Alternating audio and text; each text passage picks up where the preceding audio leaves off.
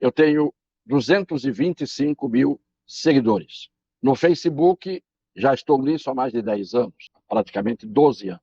E o que está acontecendo hoje, muita gente me diz, muita gente está sentindo na própria carne, o que está acontecendo hoje é que nós estamos reféns dos tais algoritmos, isto é, as plataformas exercem a sua tirania impondo, por meio dos algoritmos, sejam eles pessoas físicas ou robôs, eles fazem com que as nossas lives cheguem aonde eles querem que elas cheguem. Eles mandam as nossas lives para quem eles querem que recebam essas lives. E eu dou um exemplo bem característico dos últimos 10 dias, 12 dias. Tivemos 2 lives que, de um dia para o outro, somaram 105 mil visualizações, no outro dia, quase 90 mil visualizações, e dependendo do assunto que eu abordo, dependendo do que o algoritmo está comandado a fazer ou a proibir, isso cai de 105 mil de um dia para 1.300 visualizações. É evidente que as pessoas estão se queixando, muita gente dizendo que não está conseguindo compartilhar, outros dizendo que não conseguem comentar, outros que não estão recebendo a live, outros dizendo que a live vai pela metade e depois é cortada. Em suma, nós estamos vivendo sob a tirania das plataformas e sob a injusta tirania praticada pelos donos da verdade, por aqueles que mandam e desmandam em cima de nós. Eu considero uma bufetada na cara de milhões de pessoas todos os dias as escolhas que os algoritmos estão fazendo. Para agradar a quem? Para servir a quem? Para submeter-se à vontade de quem? Então eu tenho feito aqui sempre essa revelação que é indiscutível. Todo mundo sabe que as coisas são escolhidas pelas plataformas, pelos algoritmos. E só para dar um exemplo, que tem um pouco a ver com isso, um repórter da BBC, British Broadcasting Corporation, que é o principal meio de comunicação da Inglaterra, entrevistou o Elon Musk.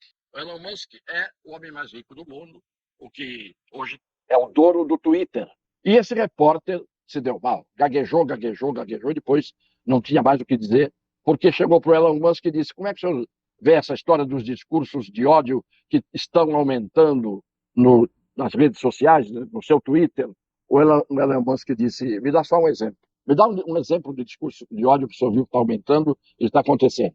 E o repórter, que não esperava, e deveria esperar, porque estava diante de um homem muito inteligente, não esperava, ou esperava e não soube prever o que ele iria dizer, que é pior ainda, ele, repórter, ficou gaguejando, e o Elon Musk disse: me dá aqui um exemplo de discurso de ódio. O senhor está afirmando que está aumentando o número de discursos de ódio. Me dê um exemplo só no Twitter. E o repórter não tinha como dar exemplo e falou: não, é que eu não tenho visto a timeline, eu não tenho visto as publicações, o que tem sido feito.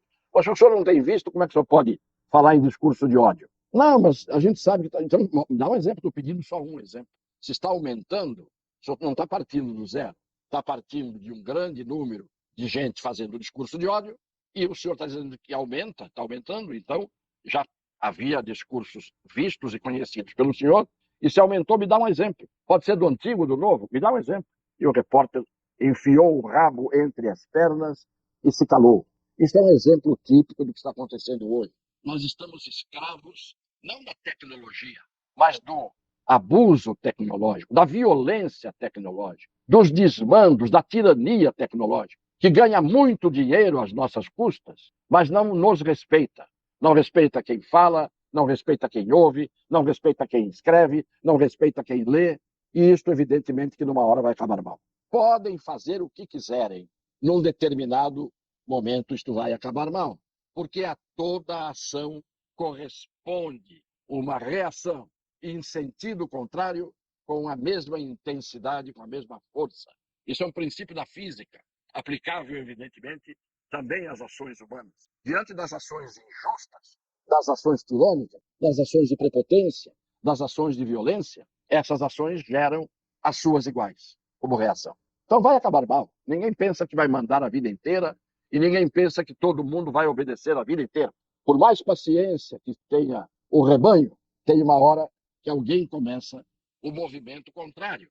Eu acho não só um desrespeito, uma afronta, mas uma vergonha que se cale alguém que está a dizer coisas que não são ilícitas, não são ilegais, não são discurso de ódio, são reflexões às quais a maioria absoluta adere em suas conclusões, e nós estamos aqui, nas mãos de Facebook, YouTube, Instagram, sendo boicotados, sendo cortados, sendo cancelados, pelo crime de dizer coisas sensatas, de esclarecer as pessoas que não têm obrigação de saber certas coisas, que a gente sabe porque aprendeu e porque ensinou a vida inteira como professor.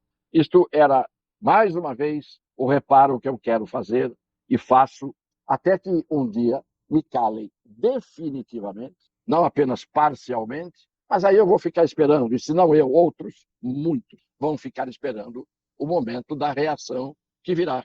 O Anderson Torres, que foi ministro da Justiça, e que depois foi secretário de Segurança do Distrito Federal, foi preso naqueles episódios do dia 8/1, como consequência daqueles episódios, ele foi preso. Estava viajando quando decretaram a prisão dele, e ele pura e simplesmente veio para o Brasil imediatamente e se apresentou diante de uma decretação de prisão preventiva, que é uma prisão que serve para garantir que aquele indivíduo, se for considerado perigoso, fique detido, fique preso, para não continuar nas suas ações. Bom, que perigo oferecia alguém que, estando nos Estados Unidos, veio imediatamente e se apresentou à justiça e disse: eu não fiz absolutamente nada, porque a acusação era de que ele tinha na casa dele um papel que seria um papel golpista. O papel nada mais era do que uma minuta que seria base para a decretação do estado de defesa, que está na Constituição. E o que é a decretação do estado de defesa? É um ato isolado de um presidente da República que passou 4 anos e não decretou nada, não fez nenhuma lei, nenhum decreto, não pediu nenhum tipo de regra de exceção. Pois bem, ele simplesmente foi acusado de ter um papel golpista, porque estaria ali uma minuta para a decretação de um estado de defesa. Estado de defesa não é golpe, está na Constituição. Estado de defesa, para ser decretado, não depende de uma canetada do presidente. O presidente tem que fazer um decreto, esse decreto tem que ir para o Conselho da República, o Conselho da República vai opinar. Se o Conselho da República disser não, acabou, não anda, não segue o tal decreto, mas depois vai para o Congresso Nacional, e o Congresso Nacional decide se vai ou não vai autorizar o decreto, a vigência do decreto do Estado de Defesa.